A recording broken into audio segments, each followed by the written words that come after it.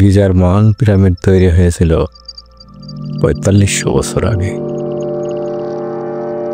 যার প্রতিটা পাথরের ওজন ছিল ২ থেকে ৮০ টন।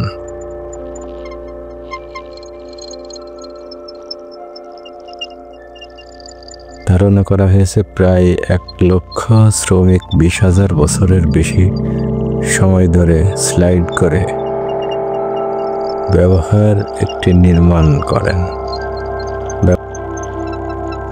পিরামিড শুধু পাথরের তৈরি এক বিশাল স্থাপনা নয়, এটি মানব ইতিহাসের সবচেয়ে বড় রহস্যের একটি স্থাপনা।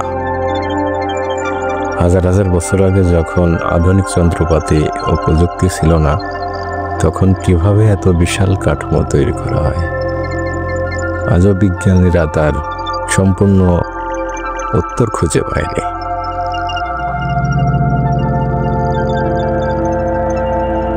কেউ বলেন যান্ত্রিক পদ্ধতি, কেউ বলেন